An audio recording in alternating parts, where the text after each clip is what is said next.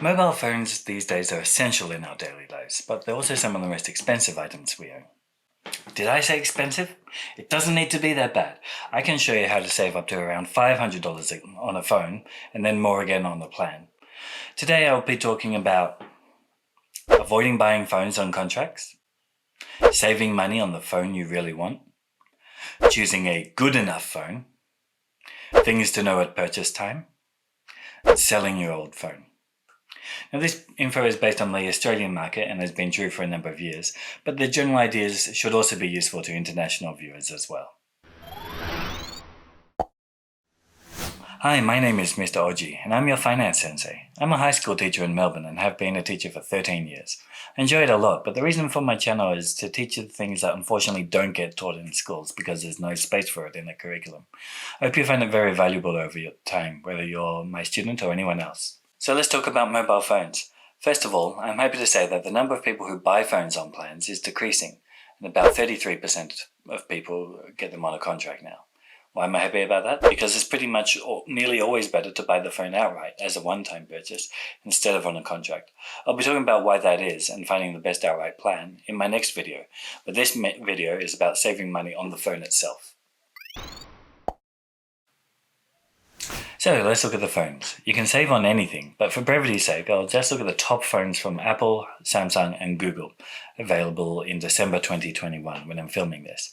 And whenever you watch this video, you can take the same principles and use them then. All you need to do is look out for an excellent bargain site that tracks everything of note. In Australia, the best is OzBargain. Now, I'm not entirely sure about the best outside of Australia, but here are some links to 31 bargain sites around the world, which are listed on the OzBargain website. Hopefully they work and are good for you wherever you are. See more in the description.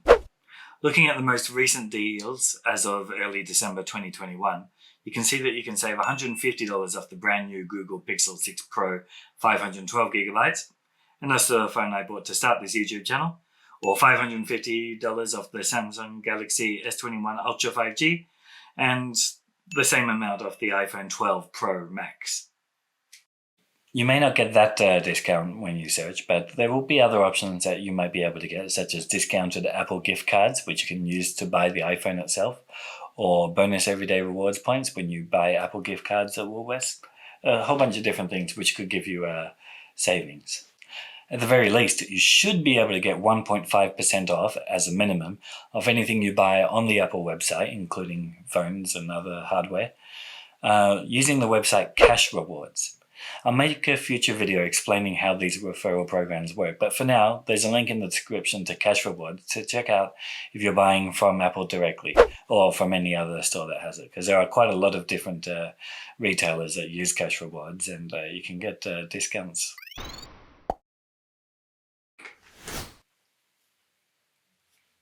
Do you really need a top-level phone?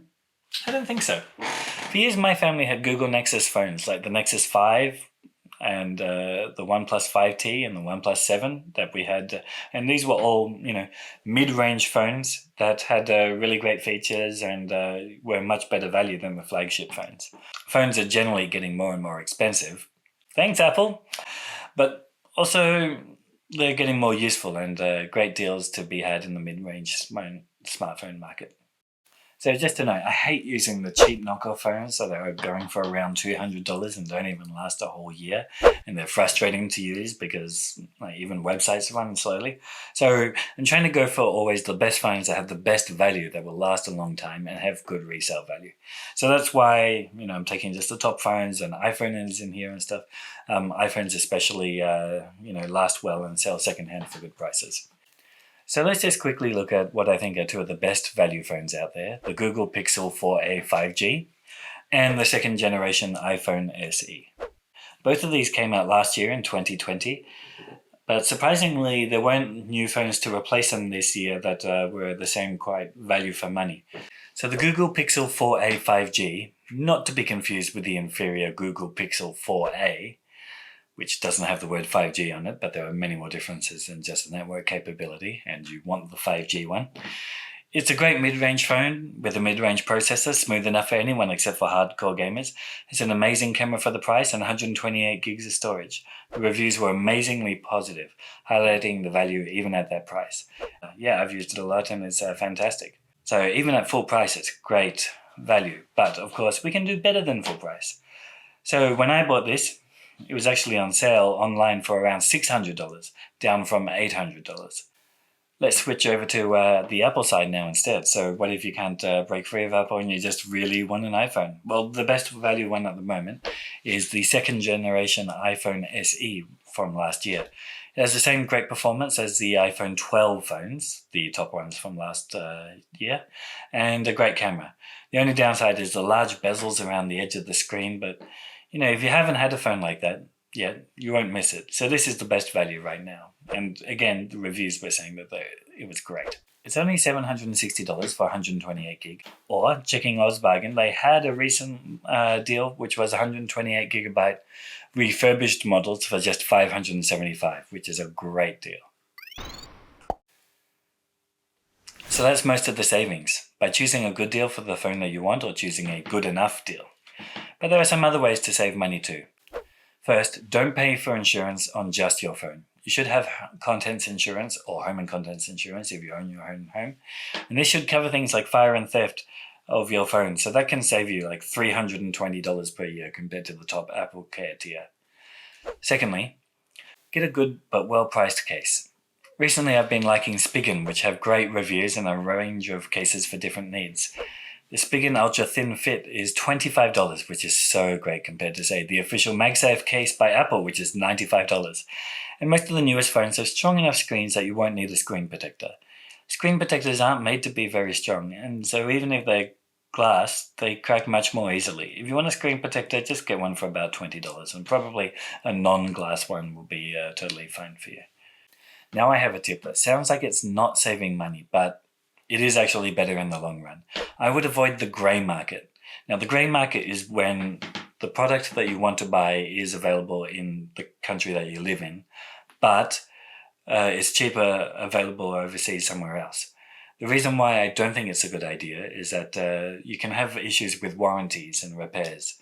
I did previously buy from some sites like Mobi City and Kogan, as they have some grey market products, but I had issues with them and I wouldn't bother with them again. Next, keep your phone for longer.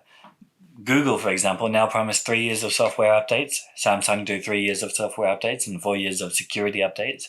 And Apple, they're the best at this. They usually give around 6 years of software updates, which is massive.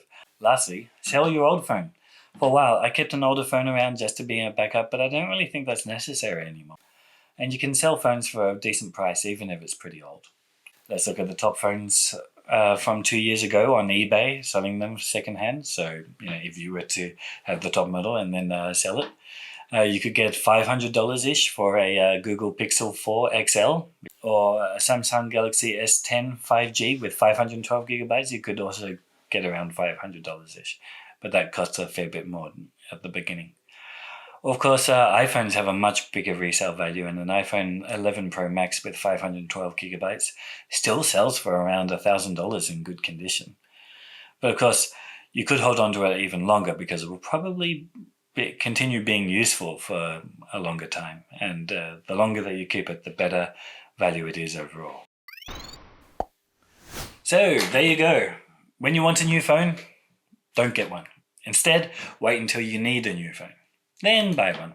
When you do buy it outright instead of on a contract. Get a phone that you consider to be good enough instead of the top phone. Search around for good bargains like on the website OzBargain. Get a good cheap case and maybe a screen protector. But don't get insurance and don't get an extended warranty. Sell your old phone online and use your brand new phone for as long as possible. There's a lot more to save on mobiles, so rather than make this video any longer, I've got it planned for my next video, which should come out in about a week from now. It's going to cover choosing a better plan and long-term updates for phones. Once it arrives, it should be right here. I do have big plans for the channel, starting with personal finance, which is why I've got the subtitle Finance Sensei, but also spreading beyond to other good life skills that I would like to teach as a teacher, but don't get a chance to at my schools. So please subscribe, and if you like this video, give me a thumbs up and or a comment, as it will help both me and the channel grow, and I'll be able to continue to provide good content in the future. I've also set up a Patreon account, so please feel free to join that as well, which has a link in the description. Thanks, and see you next time.